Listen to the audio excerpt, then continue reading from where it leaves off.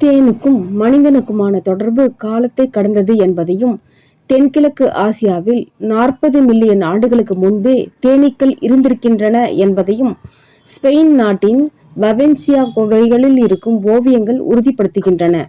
கிமு 2100 to 2000 காலத்திலேயே தேன் உணவாகவும் மருந்தாகவும் பயன்பட்டிருக்கிறது என்பதற்கான சான்றுகளாக பண்டைய எகிப்தியர்கள் பறவைகள், ஈக்கள், பன்றியின் இரத்தம் போன்றவற்றுடன் தேனை கலந்து சாப்பிடுவதுடன் குருட்டுத்தன்மை, வலி, வீக்கம் போன்றவற்றிற்கு மருந்தாகவும் தேனை பயன்படுத்தி இருக்கிறார்கள் என்ற வரலாற்று குறிப்புகள் உறுதிப்படுத்துகின்றன. தொழிற்சாலைகளில் கரும்பிலிருந்து சர்க்கரை என்ற இனிப்பு பொருள் பிரித்தெடுக்கப்பட்டு நடைமுறைக்கு வருவதற்கு முன்பு வரை தேன் மட்டுமே இனிப்பு சுவைக்கு பயன்படுத்தப்பட்டிருக்கிறது.